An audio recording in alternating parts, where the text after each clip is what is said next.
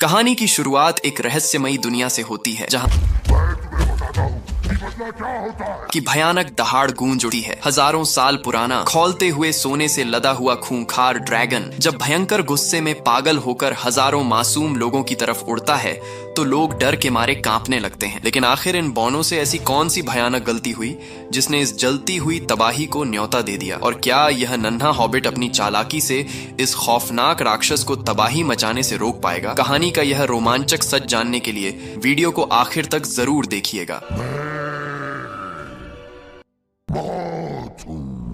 कहानी वहीं से आगे बढ़ती है जहां पार्ट 1 खत्म हुआ था। अंधेरी रात के साए में बौने, गैंडाल्फ और बिल्बो बैगिंस खुले मैदानों में अपनी पूरी ताकत से भाग रहे होते हैं। उनके पीछे अज़ोग के ऑर्क्स खतरनाक भेड़ियों पर सवार होकर उनका पीछा कर रहे होते हैं। बिल्बो, जो अपनी अंगूठी का इस्तेमाल करके आगे झाड़ियों का जायजा लेने गया था, तेजी से वापस आता है और बताता है कि सिर्फ ऑर्क्स ही नहीं बल्कि उनके रास्ते में एक और बेहद खतरनाक और विशालकाय जीव भी मौजूद है। बिल्बो बताता है कि इंसान जैसा दिखने वाला एक शख्स अचानक एक बहुत बड़े काले भालू में बदल गया है जो जमीन को हिला रहा है। गैंडल्फ तुरंत सबको आदेश देता है कि वे आगे मौजूद लकड़ी के एक बहुत बड़े और मजबूत घर की तरफ भागें, क्योंकि वह भालू ऑर्क्स और बौनों से बेहद नफरत करता है। सभी बौने अपनी कुल्हाड़ियां और तलवारें संभाले हांफते हुए घर के विशाल दरवाजे तक पहुंचते हैं। पीछे से भालू दहाड़ता हुआ करीब आ रहा होता है। थॉरिन और द्वालिन अपनी पूरी ताकत लगाकर लकड़ी के भारी दरवाजे को धक्का देते हैं और सब अंदर घुसकर तुरंत लोहे की कुंडी लगाने लगते हैं। तभी वह विशाल भालू दरवाजे पर जोरदार टक्कर मारता है और अंदर आने की कोशिश करता है। बड़ी मुश्किल से सब मिलकर दरवाजा बंद करने में कामयाब हो जाते हैं। सबकी सांसें अटकी हुई होती हैं, लेकिन आखिरकार वह भालू दहाड़ता हुआ वापस जंगल की तरफ लौट जाता है। अगली सुबह सूरज की किरणें जैसे ही लकड़ी की खिड़कियों से अंदर आती हैं, बौने जागते हैं और देखते हैं कि एक खूबसूरत, लंबा और मजबूत दाढ़ी वाला आदमी जिसका नाम बियॉर्न है, चुपचाप उनके लिए दूध और शहद का इंतजाम कर रहा होता है। बियॉर्न एक स्किन चेंजर है जो इंसान और भालू का रूप बदल सकता है। बियॉर्न बौनों को साफ बताता है कि उसे बौनों की लालची फितरत से सख्त नफरत है, लेकिन क्योंकि ऑर्क्स ने उसकी पूरी जाति को तबाह कर दिया है और अब वह आखिरी स्किन चेंजर बचा है, इसलिए वह उनकी मदद करेगा। गैंडल्फ बियॉर्न को बताता है कि हमें ड्यूरेंस डे से पहले काली चट्टान तक पहुंचना है। जब ड्यूरेंस डे पर सूरज की आखिरी किरण उस काली चट्टान पर पड़ेगी, तभी उस गुप्त दरवाजे में चाबी लगाने का छेद दिखाई देगा। बौनों को ड्रैगन से अपना घर वापस लेना है। बियॉर्न बताता है कि यहाँ ऑर्क्स की संख्या रोज बढ़ती जा रही है, तुम पैदल अपनी मंजिल तक कभी नहीं पहुंच पाओगे। बियॉर्न उन्हें तेज रफ्तार घोड़े देता है ताकि वे जहरीले जंगल मर्कवुड के किनारे तक सुरक्षित पहुंच सकें। दूसरी तरफ जब बौने बियॉर्न के घर रात को ठहरे हुए थे, अज़ोग अपने ऑर्क्स के साथ बौनों का पीछा करते हुए बियॉर्न के घर के बिल्कुल करीब पहुंच जाता है। वह उन्हें ढूंढ ही रहा होता है कि अचानक एक खास ऑर्क बोल्ग, जो अज़ोग का बेटा था, भागता हुआ आता है और अज़ोग को संदेश देता है, आका सौरन तुम्हें तुरंत दोल गुलदुर बुला रहे हैं। वहां पहुंचकर जब अज़ोग एक चट्टान पर खड़ा होता है तो एक शैतानी साया सौरन उसके सामने दिखाई देता है। अज़ोग शिकायत करता है कि आपने मुझे थॉरिन को मारने का वादा किया था, लेकिन सौरन उसे रोकते हुए गुफा की गहराइयों से निकलती हुई ऑर्क्स की एक विशाल सेना दिखाता है। सौरन अज़ोग से कहता है, हमारी ताकत और संख्या लगातार बढ़ रही है, एक महान युद्ध आने वाला है, तुम मेरी इस पूरी विशाल अंधेरी ऑर्क आर्मी की कमान संभालोगे। इस तरह अज़ोग को बौनों के छोटे से मिशन से हटाकर मिडिल अर्थ पर कब्जे के लिए सौरन की मुख्य सेना का सेनापति बना दिया जाता है। अज़ोग अपने बेटे बॉल्ग की तरफ घूरते हुए सख्त लहजे में आदेश देता है, पूरी सेना लेकर जाओ, थॉरिन और उसके साथियों का पीछा करो और उन सबको खत्म कर दो, एक भी बौना जिंदा नहीं बचना चाहिए। दूसरी तरफ बियॉर्न के घोड़ों पर सवार होकर बौनों का कारवां एक ऐसे जंगल के सामने पहुंचता है जिसकी फिजा देखकर ही दिल में डर बैठ जाता है। मर्कवुड का जंगल पुराने, सड़े हुए और काले पेड़ों से भरा हुआ है, जहां सूरज की एक किरण भी नीचे जंगल में नहीं पहुंचती। जंगल के प्रवेश द्वार पर लगे पुराने एल्विश पत्थरों को देखकर गैंडल्फ का चेहरा चिंता से गंभीर हो जाता है। वह अचानक अपने घोड़े की लगाम खींचकर उसे रोकता है। गैंडल्फ बौनों के करीब आता है और उनकी आंखों में आंखें डालकर बेहद सख्त और गंभीर लहजे में हिदायत देता है। वह कहता है कि इस जंगल में बुराई का जादू फैला हुआ है, हवा जहरीली है और पानी नशे वाला है। वह बौनों को कड़ी चेतावनी देता है, खबरदार, किसी भी कीमत पर जंगल के अंदर मौजूद पुरानी पगडंडी का रास्ता मत छोड़ना। अगर तुम रास्ते से हटे तो इस अंधेरे जंगल में हमेशा के लिए खो जाओगे। थॉरिन घबराकर गैंडल्फ से पूछता है कि क्या वह उनके साथ अंदर नहीं जा रहा। गैंडल्फ बताता है कि उसे एक पुरानी और गहरी बुराई के जागने का एहसास हुआ है और उसे तुरंत दौल गुलदुर के वीरान किले की जांच के लिए जाना होगा। गैंडल्फ अपने घोड़े को मोड़ता है और तेज रफ्तार से जंगल के किनारे से गायब हो जाता है। अब थॉरिन और उसके 13 बौने और हॉबिट बिल्बो बैगिंस इस जादुई और जहरीले जंगल के अंदर कदम रखते हैं। दिन गुजरता जाता है, लेकिन जंगल में दिन और रात का फर्क ही खत्म हो जाता है। पेड़ों की जड़ें सांप की तरह बॉनो के पैरों से लिपटती हैं और हवा में मौजूद जहर की वजह से बॉनो के दिमाग में भ्रम और पागलपन पैदा होने लगता है। वे आपस में लड़ने लगते हैं। बॉम्बुर बेहोशी और नींद जैसी हालत में गिर जाता है और आखिरकार उलझन और डर के बीच वे गलती से उस एकमात्र सुरक्षित पगडंडी को छोड़ देते हैं और अंधेरे जंगल की गहराई में खो जाते हैं। रास्ता भटकने के बाद सभी बौने भयंकर थकान और जहरीली हवा की वजह से निढाल होकर गिरने लगते हैं। बिल्बो बैगिंस यह देखने के लिए कि सूरज किस तरफ है एक बहुत बड़े और ऊंचे पेड़ की चोटी पर चढ़ता है। जैसे ही वह पेड़ के पत्ते हटाकर अपना सिर बाहर निकालता है, उसे खुला नीला आसमान और खूबसूरत तितलियां दिखाई देती हैं जो उसे एक पल के लिए सुकून देती हैं। लेकिन जैसे ही वह नीचे बौनों को आवाज देने की कोशिश करता है, उसे पेड़ों के नीचे से बौनों की दर्दनाक और डरावनी चीखें और गुर्राने की आवाजें सुनाई देती हैं। बिल्बो जल्दी से नीचे उतरता है, लेकिन नीचे का नजारा पूरी तरह बदल चुका होता है। हर तरफ सफेद, मोटे और बदबूदार जाले फैले होते हैं। पेड़ों की शाखाओं से सभी बौने सफेद कपड़े की गठरियों की तरह जालों में लिपटे हुए लटक रहे होते हैं। पेड़ों के साए से काली, मोटी और 8 आंखों वाली विशाल मकड़ियां नीचे उतरती हैं। उनकी डरावनी नुकीली टांगें और जहरीले डंक देखकर रोंगटे खड़े हो जाते हैं। वे आपस में खोखली आवाज में बात कर रही होती हैं कि बौनों का मांस कितना स्वादिष्ट है। बिल्बो को समझ आ जाता है कि अब सिर्फ वही उन्हें बचा सकता है। वह तुरंत अपनी जेब से जादुई अंगूठी निकालकर उंगली में पहन लेता है और पूरी तरह गायब हो जाता है। अंगूठी पहनते ही बिल्बो की सुनने की शक्ति इतनी तेज हो जाती है कि वह मकड़ियों की फुसफुसाहट भी साफ सुन सकता है। वह लकड़ी का एक टुकड़ा उठाकर दूर फेंकता है। उसकी आवाज सुनते ही मकड़ियां उस तरफ दौड़ पड़ती हैं। फिर बिल्बो अदृश्य हालत में आगे बढ़कर अपनी छोटी चमकती हुई तलवार निकालता है, जिसका नाम उसने स्टिंग रखा था, और मकड़ियों की गर्दन और आंखों पर लगातार वार करना शुरू कर देता है। इसी हंगामे के दौरान बिल्बो की अंगूठी गिर जाती है। एक बड़ी मकड़ी बिल्बो की गिरी हुई अंगूठी को छीनने की कोशिश करती है। बिल्बो पर अचानक भयंकर गुस्सा और जुनून सवार हो जाता है। वह उस कीड़े पर लगातार वार करता है और उसे बेहद बेरहमी से काटकर खत्म कर देता है। जब वह अंगूठी वापस उठाता है तो उसके दिल में डर पैदा होता है कि यह अंगूठी उसकी मासूमियत को खत्म कर रही है। बिल्बो जल्दी से बौनों के जाले काटता है। बौने नीचे गिरते ही होश में आते हैं और अपने हाथों और लकड़ियों से बाकी मकड़ियों का मुकाबला करना शुरू कर देते हैं। बौने मकड़ियों के घेरे में फंसे होते हैं और थकान की वजह से हारने वाले होते हैं कि अचानक अंधेरे जंगल की फिजाओं में तेज एल्विश तीरों की बारिश शुरू हो जाती है। चमकते हुए चांदी के तीर मकड़ियों की आंखों और सिरों के आर पार हो जाते हैं। पेड़ों की चोटियों से बेहद खूबसूरती और महारत के साथ 2 एल्फ योद्धा नीचे छलांग लगाते हैं। इनमें से एक सुनहरे बालों वाला लेगोलास है जो एल्फ किंग थ्रैंडविल का बेटा है, और दूसरी लाल बालों वाली बहादुर लड़की टोरियल है जो एल्फ गार्ड्स की कप्तान है। लेगोलास और टोरियल अपनी तलवारों की मदद से कुछ ही सेकंड में सभी मकड़ियों को गाजर मूली की तरह काट कर रख देते हैं। बौने समझते हैं कि वे बच गए हैं और खुशी जताते हैं, लेकिन लेगोलास बिना कोई वक्त गंवाए अपनी धनुष का जहरीला तीर सीधे थोरिन के चेहरे की तरफ तान लेता है। टोरियल और दूसरे एल्फ गार्ड्स बौनों को घेर लेते हैं और उनके सारे हथियार और जादुई चीजें छीनना शुरू कर देते हैं। वैसे तो एल्फ बहुत अच्छे होते हैं, लेकिन जब वे अपने प्राचीन एल्फों की तलवार बौनों के पास देखते हैं तो उन्हें चोर समझने लगते हैं और उन्हें अपने महल ले जाते हैं। इसी दौरान बिल्बो अंगूठी पहनकर गायब हो चुका होता है, इसलिए एल्फ उसे देख नहीं पाते और बिल्बो चुपचाप एल्फों के पीछे पीछे उनके महल की तरफ चल पड़ता है। एल्फ बौनों को गिरफ्तार करके अपने शानदार जमीन के नीचे बने महल में ले जाते हैं, जो लकड़ी के नकाशीदार पुलों, खूबसूरत रोशनियों और बहती नदियों पर बना हुआ है। सभी बौनों को लोहे की भूमिगत काल कोठरियों में बंद कर दिया जाता है, जहां कीली और टोरियल के बीच थोड़ा सा लगाव और रिश्ता बनने लगा है। मेरे पैजामे में कुछ भी हो सकता है।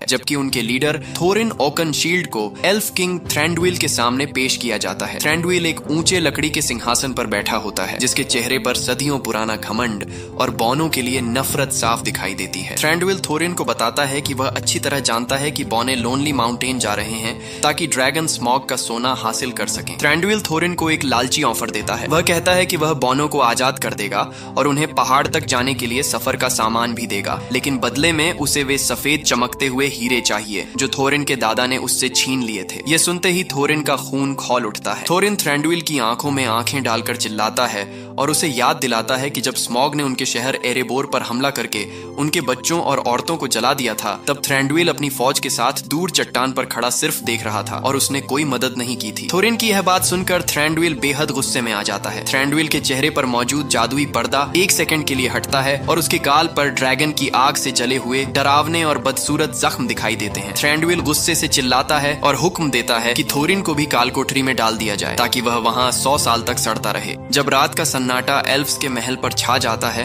तो बिल्बो बैगिंस अपनी गायब रहने की हालत का फायदा उठाकर कैद खाने के गार्ड्स के पास पहुंचता है। वह गार्ड्स को एल्फ शराब के नशे में धुत पाकर उनकी चाबियां चुरा लेता है। बिल्बो फौरन नीचे जाकर सभी बॉनों के कैद खाने खोलता है। थोरिन और बॉने समझते हैं कि वे ऊपर का मुख्य दरवाजा तोड़कर भागेंगे, लेकिन बिल्बो उन्हें बताता है कि ऊपर सैकड़ों एल्फ गार्ड्स मौजूद हैं। बिल्बो सबको लेकर महल के शाही शराब के गोदाम में ले जाता है। वहां लकड़ी के बड़े बड़े खाली बैरल्स रखे होते हैं जिनके नीचे से एक तेज बहती नदी बाहर खुली नदी में गिरती है। बिल्बो सभी बॉनों को उन लकड़ी के ड्रमों के अंदर घुसने के लिए कहता है। बॉने पहले तो विरोध करते हैं, लेकिन फिर बिल्बो की बात मान लेते हैं। बिल्बो बिना कोई वक्त गंवाए एक बड़ा लीवर खींच देता है। फर्श का एक हिस्सा खुल जाता है और सभी ड्रम एक एक करके तेज नदी के बहाव में नीचे गिरने लगते हैं। ठीक उसी वक्त एल्फ्स को उनके भागने का पता चल जाता है और वे नदी का आखिरी लोहे का गेट बंद करने का हुक्म देते हैं। लेकिन कहानी में मोड़ तब आता है जब बोल्ग की अगुवाई में ऑर्क्स का एक खूंखार दल एल्फ्स के महल के उस हिस्से पर अचानक हमला कर देता है। अब नदी पर 3 तरफा जबरदस्त और रोमांचक लड़ाई शुरू हो जाती है। एक तरफ ड्रमों में बंद बौने तेज बहाव में गोल गोल घूम रहे होते हैं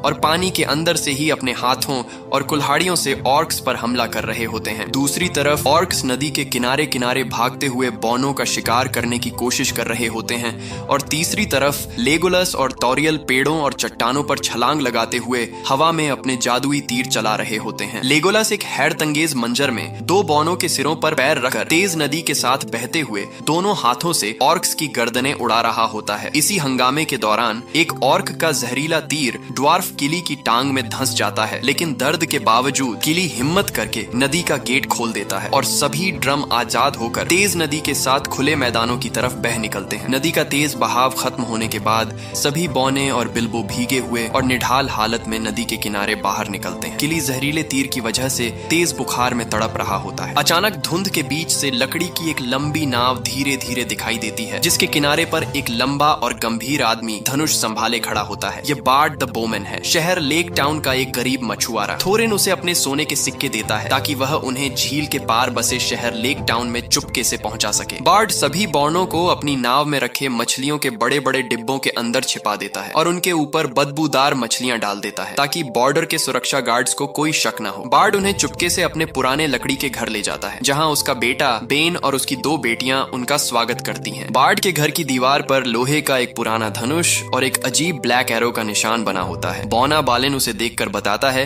कि यही वह काला तीर है जो सिर्फ लोनली माउंटेन के ड्रैगन स्मॉग की सख्त चमड़ी को चीर सकता है। बार्ड उन्हें बताता है कि उसके परदादा गिरियोन ने आखिरी ब्लैक एरो चलाया था, लेकिन वह स्मॉग को मारने में नाकाम रहे थे, इसलिए वह ड्रैगन को जगाने के सख्त खिलाफ है। थोरिन और उसके बौने रात के अंधेरे में शहर के शाही हथियार खाने से हथियार चुराने की कोशिश करते हैं, लेकिन सुरक्षा गार्ड्स उन्हें रंगे हाथों पकड़ लेते हैं। उन्हें शहर के लालची शासक मास्टर ऑफ लेक टाउन और लोगों के सामने लाया जाता है। वहां थोरिन अपनी असली पहचान बताता है और कहता है कि वह एरिबोर का असली राजा है। वह शासक और लोगों से वादा करता है कि अगर वे पहाड़ पर जाकर अपना सोना हासिल कर लेते हैं तो वह लेक टाउन के हर नागरिक को मालामाल कर देगा। लोग खुशी से नारे लगाने लगते हैं। शासक लालच में आकर उन्हें हर तरह की सुविधा देता है। घायल किली की हालत ज्यादा खराब होने की वजह से उसे फिली और 2 दूसरे बौनों के साथ लेक टाउन में ही छोड़ दिया जाता है, जबकि थोरिन, बिल्बो और बाकी बौने पहाड़ यानी लोनली माउंटेन की तरफ अपने आखिरी सफर पर निकल पड़ते हैं। गैंडाल्फ अपने साथी जादूगर राडागास्ट के साथ अंधेरे और तबाह हो चुके किले डोल गुलदूर के जहरीले एंट्रेंस पर पहुंचता है। किला काले धुएं, जंग लगे लोहे और पुरानी बुरी आत्माओं के सायों से भरा होता है। गैंडाल्फ अपनी जादुई लाठी से ताबीज और प्राचीन शब्द पढ़कर किले पर फैले हुए अंधेरे जादू को तोड़ता है। जैसे ही जादू टूटता है, गैंडाल्फ पर यह सच खुलता है कि सौरन अभी पूरी तरह अपनी असली ताकत में नहीं आया और वह कमजोर है। गैंडाल्फ फौरन राडागास्ट को सख्त हुक्म देता है, तुम्हें तुरंत लेडी गैलाड्रियल के पास जाना होगा और उन्हें कहना होगा कि हमें इसी हालत में हमला करके इसे हमेशा के लिए खत्म करना होगा, वरना अगर यह पूरी ताकत में आ गया तो पूरे मिडिल अर्थ को कोई नहीं बचा सकेगा। राडागास्ट पहले तो गैंडाल्फ को अकेला छोड़ने पर हिचकिचाता है। राडागास्ट के जाते ही गैंडाल्फ अकेला अपनी लाठी की रोशनी के साथ किले की गहराइयों में कदम रखता है। अचानक अंधेरे सायों के पीछे से एक अजीब, पागल और डरावना आदमी चाकू लेकर गैंडाल्फ पर हमला कर देता है। ये शख्स बुरे असर और जादू की वजह से अपना दिमाग पूरी तरह खो चुका होता है। गैंडाल्फ अपनी लाठी से जादुई रोशनी का जोरदार धमाका पैदा करता है और उस आदमी को जमीन पर गिराकर उसके ऊपर से बुरे जादू का असर खत्म कर देता है। जैसे ही उसका होश वापस आता है, गैंडाल्फ का चेहरा सदमे से पीला पड़ जाता है। यह कोई आम इंसान नहीं बल्कि थ्रेन है, बॉनो के राजा थ्रोर का बेटा और थॉरिन ओकनशील्ड का पिता, जिसे अज़ोग ने जंग के दौरान कैद करके यहाँ दौल गुलदूर की अंधेरी जेलों में सड़ने के लिए छोड़ दिया था और उससे बॉनो की आखिरी जादुई अंगूठी भी छीन ली थी। थ्रेन होश में आते ही गैंडाल्फ को पहचान लेता है और रोते हुए अपने बेटे थोरिन के बारे में पूछता है। गैंडाल्फ उसे हौसला देता है कि थोरिन जिंदा है और एरेबोर को वापस लेने की मुहिम पर है। थ्रेन डर कर गैंडाल्फ से कहता है कि वे फौरन यहाँ से भाग जाएं, क्योंकि यहाँ तबाही का राज है। गैंडाल्फ और थ्रेन अंधेरे रास्तों से भागने की कोशिश करते हैं कि अचानक अज़ोग अपने ऑक्स के साथ उनका रास्ता रोककर उन पर हमला कर देता है। गैंडाल्फ अपनी जादुई लाठी से रोशनी और ताकत की ढालें बनाकर अज़ोग और उसके ऑक्स से अपना बचाव करता है और थ्रेन के साथ एक ऊंचे पुल की तरफ भागता है। लेकिन जैसे ही वे बाहर निकलने के करीब होते हैं, पूरा किला कांपने लगता है और अंधेरे की एक भयानक लहर हवा में फैल जाती है। दोनों के सामने साउरॉन की एक विशाल काली परछाई उभरती है। गैंडाल्फ थ्रेन को अपने पीछे छिपाते हुए अपनी लाठी से रोशनी की एक जोरदार जादुई ढाल बनाता है। सौरन की परछाई गैंडाल्फ पर हमला करती है और थ्रेन को गैंडाल्फ के हाथों से खींचकर अंधेरे में निगल जाती है। गैंडाल्फ अपनी पूरी जादुई ताकत लगाकर सौरन के सामने डटा रहता है, लेकिन सौरन की वह काली परछाई धीरे धीरे एक बहुत बड़ी जलती हुई और भयानक आग की आंख का रूप धारण कर लेती है। सौरन की बेहिसाब जादुई ताकत के सामने गैंडाल्फ की ढाल कांच की तरह टूट जाती है और उसकी लाठी तबाह हो जाती है। जादुई धमाके के साथ गैंडाल्फ हवा में उड़ता हुआ दूर जा गिरता है। सौरन घायल और बेबस गैंडाल्फ को लोहे के एक पिंजरे में कैद करके हवा में लटका देता है। गैंडाल्फ पिंजरे की सलाखों से दर्द और मायूसी के साथ देखता है कि अज़ोग की अगुवाई में हजारों ऑर्क्स, ट्रोल्स और जहरीले जानवरों की एक बेशुमार और विशाल अंधेरी ऑर्क आर्मी न सिर्फ लोनली माउंटेन बल्कि पूरे मिडिल अर्थ पर राज करने और तबाही मचाने के लिए निकल पड़ती है। दूसरी तरफ लेक टाउन में थोरिन ओकनशील्ड जब अपने बाकी बॉनों के साथ लोनली माउंटेन के लिए रवाना होता है, तो वह गंभीर रूप से घायल कीली को लेक टाउन में ही छोड़ जाता है, क्योंकि ऑर्क के जहरीले तीर का जहर अब उसकी टांग से पूरे शरीर में फैल रहा होता है। उसका भाई फीली और दो दूसरे बॉने कीली की देखभाल के लिए लेक टाउन के उसी पुराने लकड़ी के घर में रुक जाते हैं। कीली की हालत हर पल बिगड़ती जाती है। वह दर्द से तड़पने लगता है और बेहोश हो जाता है। एक बॉना बोफर तुरंत शहर की गलियों में एक खास जादुई जड़ी बूटी एथिलस ढूंढने निकल पड़ता है ताकि उसके जहर को रोका जा सके। इसी दौरान अज़ोग का बेटा बोल्ग अपने खूंखार ऑर्क्स के झुंड के साथ रात के अंधेरे और धुंध का फायदा उठाते हुए चुपचाप लेक टाउन के लकड़ी के घरों पर हमला कर देता है। वह बॉनों को ढूंढते हुए सीधे बार्ड के घर में घुस जाते हैं, जहां बार्ड के छोटे बच्चे और घायल कीली मौजूद होते हैं। बॉने अपनी तलवारें निकालकर बच्चों को बचाने के लिए ऑक्स से भिड़ जाते हैं, लेकिन ऑक्स की तादाद ज्यादा होती है और वे उन्हें चारों तरफ से घेर लेते हैं। ठीक उसी नाजुक पल में टोरियल और लेगोलास, जो बॉनों का पीछा करते हुए शहर पहुंचे होते हैं, छतों से छलांग लगाते हुए घर के अंदर दाखिल होते हैं। टोरियल और लेगोलस अपनी तेज रफ्तार तलवारों और तीरों से कुछ ही पलों में आधे से ज्यादा ऑर्क्स को गाजर मूली की तरह काट कर रख देते हैं। लेगोलस तुरंत बोल्ग का पीछा करता है और शहर की बर्फीली गलियों और पुलों पर लेगोलस और बोल्ग के बीच एक भयानक और खूनी लड़ाई शुरू हो जाती है, जिसके बाद बोल्ग घायल होकर वहां से भाग निकलता है। जब बोल्ग देखता है कि एल्फ योद्धा उन पर भारी पड़ रहे हैं, तो वह अपने बचे हुए ऑर्क्स को साथ लेकर वहां से भाग जाता है। दूसरी तरफ बोफूर आखिरकार वह जादुई जड़ी बूटी एथिलस लेकर घर वापस पहुंच जाता है। टोरियल, जो कीली की हालत देखकर बहुत परेशान थी, तुरंत उस जड़ी बूटी को अपने हाथों में मसलती है और एल्विश भाषा में उपचार करने वाले मंत्र और जादुई श्लोक पढ़ने लगती है। जैसे ही टोरियल अपने हाथों की रोशनी और जड़ी बूटी का लेप कीली के जहरीले जख्म पर रखती है, कीली के शरीर से जहर का असर खत्म होना शुरू हो जाता है। कीली को होश आ जाता है और जब वह टोरियल के चेहरे पर चमक और प्यार देखता है, तो वह धीमी आवाज में कहता है कि लगता है जैसे वह किसी खूबसूरत सपने में है। इस तरह टोरियल की जादुई शक्ति और जड़ी बूटी की मदद से कीली की जान बच जाती है। थोरिन और उसके बाकी बौने बिल्बो के साथ लोनली माउंटेन की ऊंची और सुनसान चट्टानों पर पहुंच जाते हैं। उनके पास मौजूद पुराने एल्विश नक्शे के मुताबिक आज ड्यूरेंस डे है, यानी साल का वह इकलौता दिन जब चांद और सूरज की आखिरी किरणें मिलकर गुप्त दरवाजे के ताले का छेद दिखाती हैं। बौने पहाड़ की सीधी दीवार के पास पहुंचकर चाबी का छेद ढूंढने की कोशिश करते हैं। सूरज धीरे धीरे क्षितिज में डूब रहा होता है और उसकी नारंगी किरणें चट्टान पर पड़ रही होती हैं, लेकिन कुछ नहीं होता। सूरज पूरी तरह डूब जाता है और अंधेरा छा जाता है। थोरिन गहरी मायूसी, गुस्से और सदमे में अपनी चाबी नीचे फेंक देता है। सभी बौने यह सोचकर कि उनकी मुहिम नाकाम हो चुकी है, सिर झुकाकर वापस नीचे उतरने लगते हैं, लेकिन बिल्बो बैगिंस वहीं चट्टान पर अकेला खड़ा रहता है। अचानक चांद की पहली सफेद किरणें निकलती हैं और एक पक्षी थ्रश चट्टान के पत्थर पर आकर एक अखरोट को बार बार मारता है। बिल्बो चौंक कर नीचे देखता है। जैसे ही चांद की किरणें चट्टान के एक खास हिस्से पर पड़ती हैं, पत्थर के अंदर से चमकता हुआ चाबी का छेद उभर आता है। बिल्बो चिल्लाकर बोनो को वापस बुलाता है। थोरिन दौड़ता हुआ आता है, चाबी उठाता है और उसे छेद में घुमा देता है। 100 साल से बंद एरेबोर की विशाल चट्टान सरक जाती है और शाही दरवाजा खुल जाता है। गुप्त दरवाजा खुलते ही थोरिन बिल्बो को एरेबोर के अंदर भेजता है। वह उसे बताता है कि उसका काम खजाने के अंदर मौजूद सबसे कीमती हीरा आर्कनस्टोन को ढूंढना है, जो राजगद्दी की निशानी है। बिल्बो चुपके से एक अंधेरे रास्ते से नीचे उतरता है